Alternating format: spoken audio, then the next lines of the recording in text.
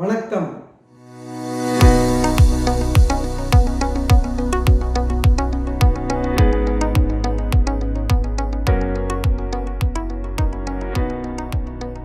இந்த காணொளியில குண்டா இருக்கிறவங்கள பத்தி நான் பேச போறேன்.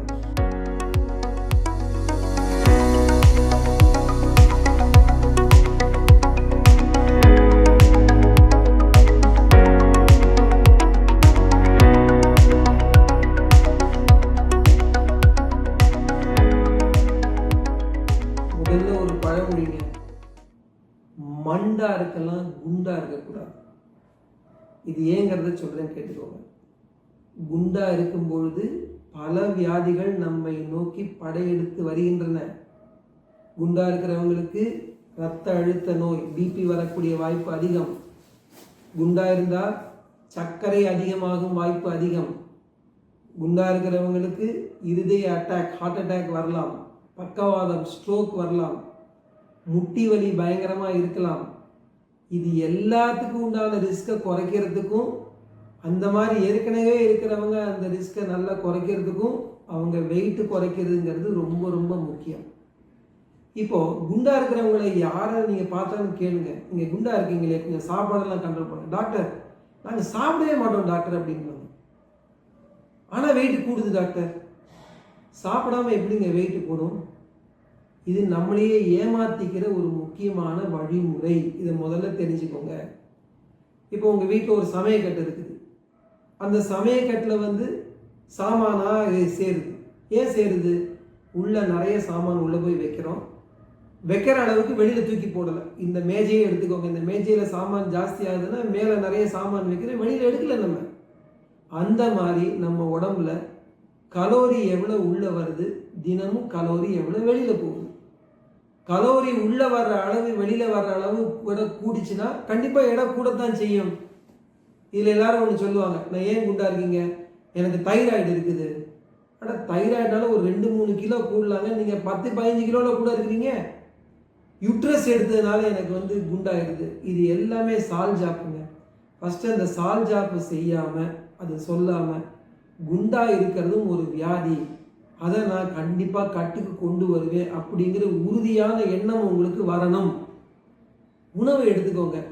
அந்த உணவில் என்ன செய்யணும்? நம்ம நேரத்துக்கு உணவு சாப்பிட்டாலே நம்ம அளவு கம்மியாக இருக்கும். உணவு எடுக்க வேண்டிய சமயத்தில் ஒன்றும் எடுக்காமல் இருக்கிறது, அப்புறம் நடுவில் கொஞ்சோண்டு ஒரு பட்சணத்தை எடுத்துக்கிறது, ஒரு 2 பிஸ்கட் எடுத்துக்கிறது, இது எல்லாமே குண்டாகிறத அதிகரிக்குமே தவிர குறைக்காது. நேரத்துக்கு சரியான அளவு எடுத்துக்கோங்க. இப்போது ஒவ்வொருத்தருக்கும் நம்மளுடைய பயாலாஜிக்கல் ஃபீட்பேக்ங்கிறது ரொம்ப முக்கியம். அது இதுக்கும் முக்கியம். நீங்கள் என்ன செய்யலாம் அப்படின்னா, ஒரு மின்னணுவில் எடை பார்க்கும் கருவி, எலக்ட்ரானிக் வெயிட் மிஷின் வீட்டில் வாங்கி வச்சுக்கோங்க. அதில் நான் சொல்கிறது ஆச்சரியப்படாமல் கேட்டுக்கோங்க, தினம் 2 தடவை செக் பண்ணுங்க. அது எப்படி சார் 2 தடவை போய் செக் பண்ணி என்ன சார் உபயோகம் இருக்குது? அது எப்படி சார் 2 தடவை ஒரு நாளைக்கு பார்த்தா வெயிட் மாறும்?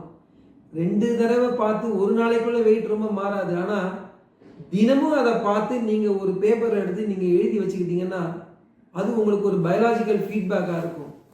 கொஞ்சம் வெயிட் உங்களுக்கு நீங்கள் கூடினா கூட உங்களுக்கு சொல்லும், ஆகா நேற்றுக்கு இன்னைக்கு கொஞ்சம் கூட காட்டுதே, 400 கிராம் கூட காட்டுதே, 500 கிராம் கூட காட்டுதே, நேற்றுக்கு என்ன உணவு எடுத்தோம், ஆகா ஜாஸ்தியாக எடுத்தோமோ, நம்ம இன்னி கொஞ்சம் குறைக்கலாமே அப்படின்னு உங்களுக்கு ஒரு பின்னூட்டம் கொடுத்து கொண்டே இருக்கும். அது இல்லைன்னா நான் அப்படிலாம் ஒன்றும் எடுக்கல சார் அப்படின்னு உங்களையே ஏமாத்திப்பீங்க.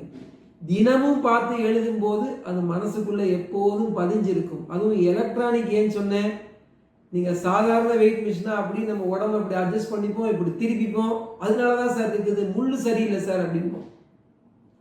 டெய்லி உங்களுக்கு வீட்டில் இருக்கக்கூடிய எலக்ட்ரானிக் மிஷினில் பார்த்துக்கிட்டீங்கன்னா அந்த வித்தியாசமே வராது. தினமும் நீங்கள் பாருங்கள். இப்போது எல்லாரும் சொல்லுவாங்க, நீங்கள் மாத்திரை கொடுத்தீங்க டாக்டர் அதனால தான் குண்டா போனோம். மாத்திரையில் எப்படிங்க குண்டாக முடியும்? ஒரு உதாரணம் சொல்கிறேன். திருப்பதி கோயிலுக்கு போயிருப்பீங்க.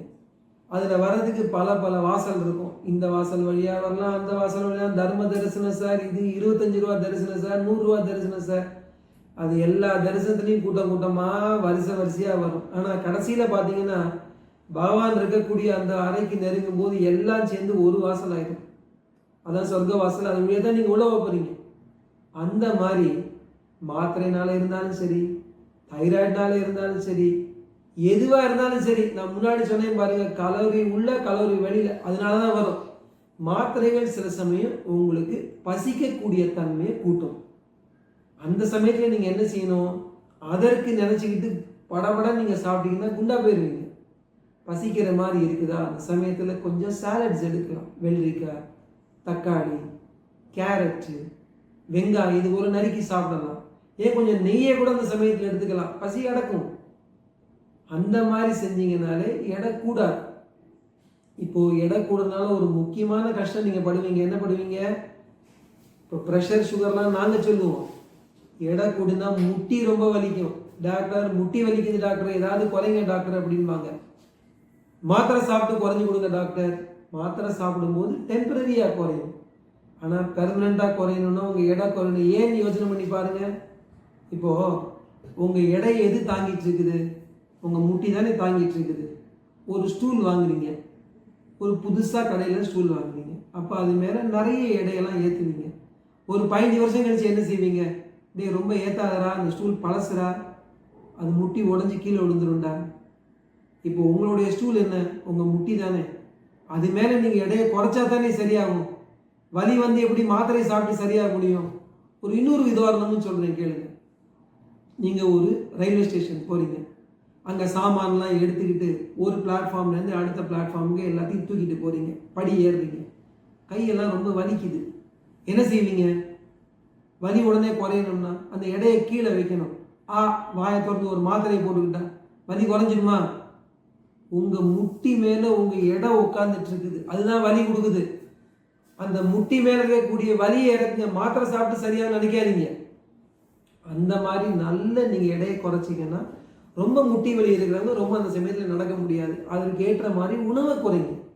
ஏதாவது ஒரு வழிமுறை நீங்களே பார்த்துட்டு உங்கள் எடையை குறைக்கணுங்கிறதுல திண்ணமாக இருக்கணுங்க. நடக்கிறது ரொம்ப நல்லது. பகவான் கிருஷ்ணரே வந்து கீதையில் வந்து நடக்கிறத பற்றி சொல்லியிருக்காரு. என்ன சொல்லியிருக்காரு? நடப்பது நன்மைக்கேன்னு சொல்லியிருக்காருங்க. நடக்கிறது தான் ரொம்ப முக்கியமான ஒரு பயிற்சியாக இருக்க முடியும். இதெல்லாம் ஞாபகம் வச்சுக்கிட்டு வெயிட்டு குறைச்சிங்கனாலே என்ன போன்ற மருத்துவர்களுக்கு பெரும்பாலும் வேலையே இல்லாமல் போயிடும். நிச்சயமாக அதுக்கு நீங்கள் வருவீங்கன்னு நினைக்கிறேன்.